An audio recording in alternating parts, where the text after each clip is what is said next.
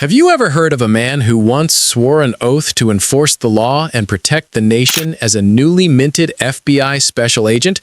But what happened next will keep you speechless. He ultimately became the most damaging spy in Bureau history.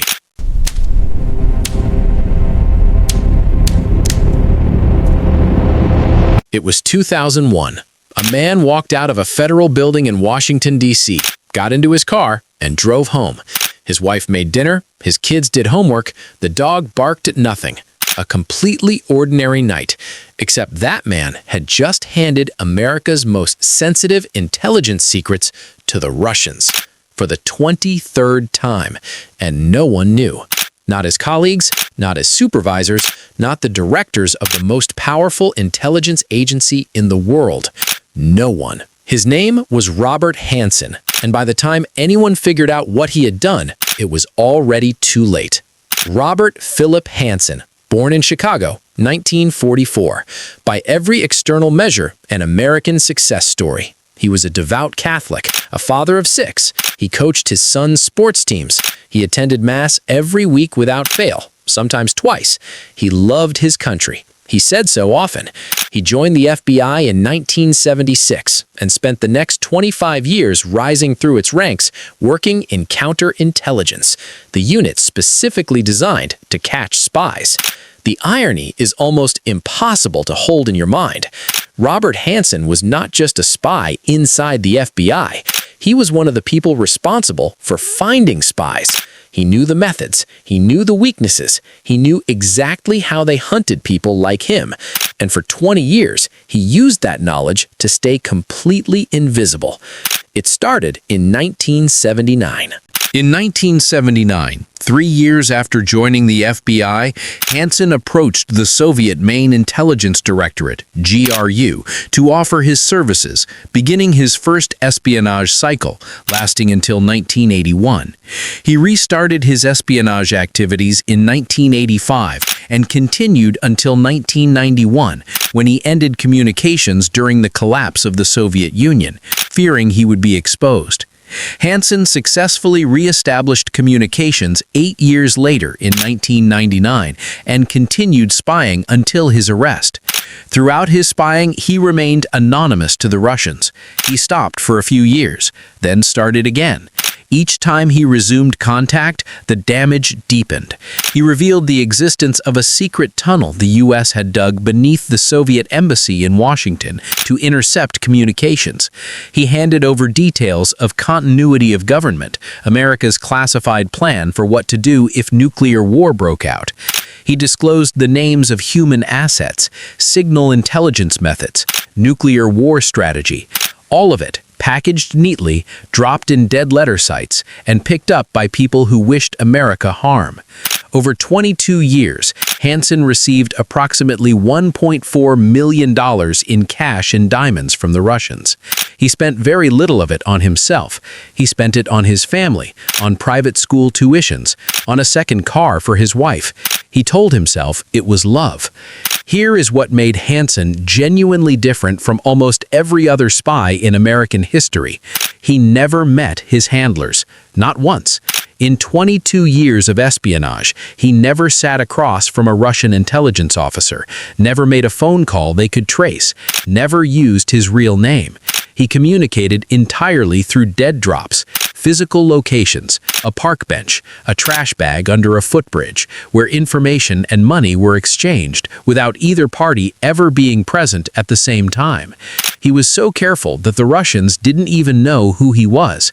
They called him Ramon Garcia. They knew he was inside U.S. intelligence. They suspected FBI, but for 2 decades, they didn't know his name. Neither did the FBI. At one point, Hanssen was assigned to a task force whose sole purpose was to find a mole inside American intelligence. He was hunting himself.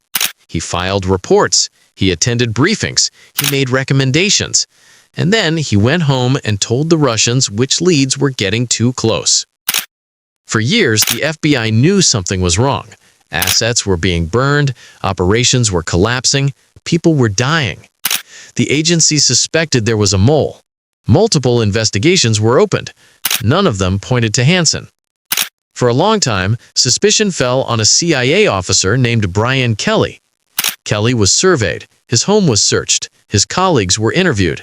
His career was effectively destroyed, while the real mole sat in meetings down the hall. The break came in 2000.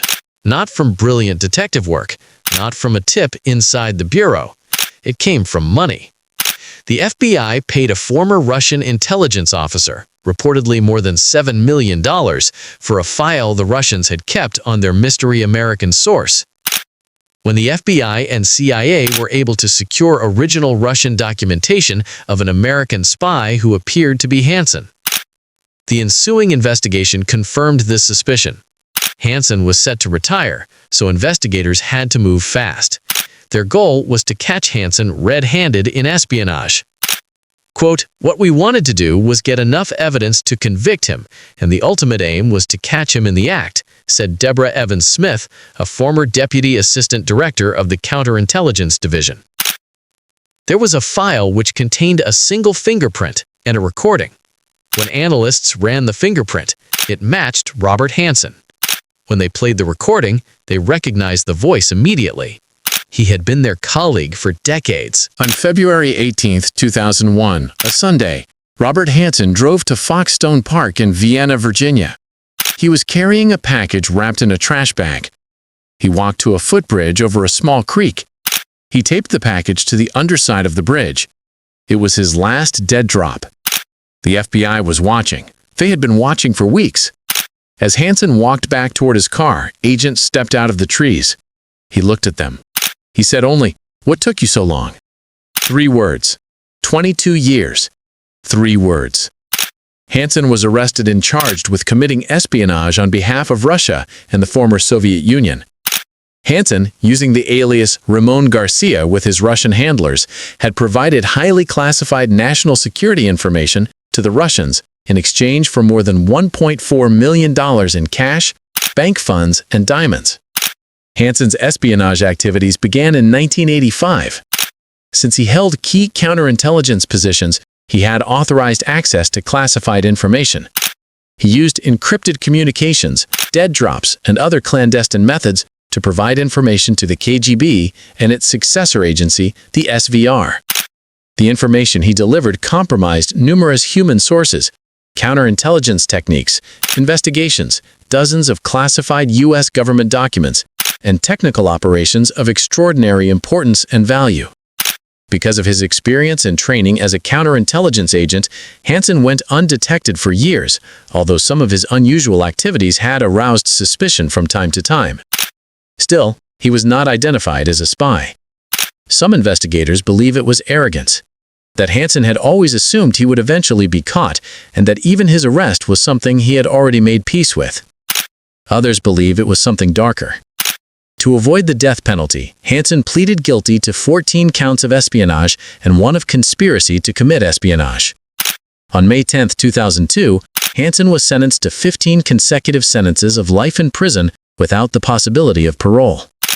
"I apologize for my behavior. I am shamed by it," Hanssen told U.S. District Judge Claude Hilton.